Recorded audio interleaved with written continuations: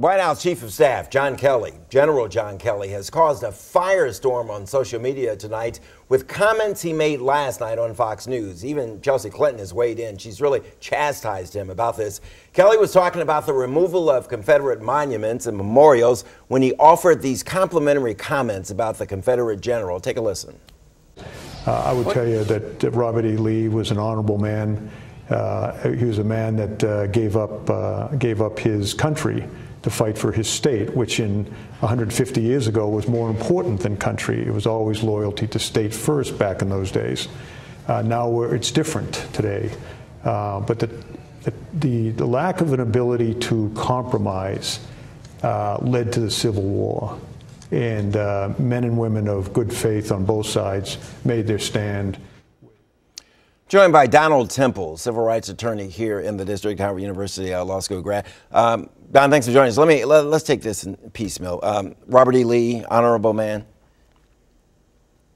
It's a despicable comment in the context of the Civil War and what was going on at that particular point in time, and the notion of compromise, to compromise slavery, to compromise then the 13th, 14th, 15th Amendments that arose out of that.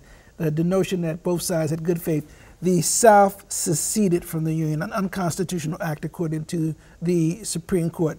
Lee led the South against the United States. Honorable, it's no different, in my view, than say, well, maybe Adolf Hitler was honorable. He had views to protect his people, et cetera, et cetera. You could rationalize German nationalism, but it's not honorable at all. And we need to move away from that in 2017 when we're looking at some potential war against North Korea, the kind of terrorism that we're seeing against Americans, that kind of divisive comment by the Chief of Staff of the United States. It's repulsive. Well, and his information is bad, too. A lot of his information is bad. What about this compromise? You know, we've all studied history.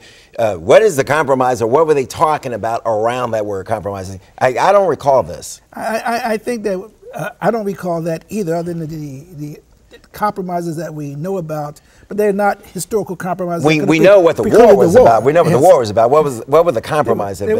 There was no way to compromise at that particular point in time the issues that were at hand, which are the property rights, the issues of slavery that were on the table at the time, and which could not, and following the 1857 Dred Scott decision, which pretty much crystallized the framework for the constitutionalization at that time of slavery. So there was no compromise, and there was no compromise that could have accommodated the conditions and that were imposed upon black people at that particular point in time. Right. The fact that 2017, and this is coming out of the Chief of Staff's mouth, it's one thing to think it, but it's another thing to go on national television and say this.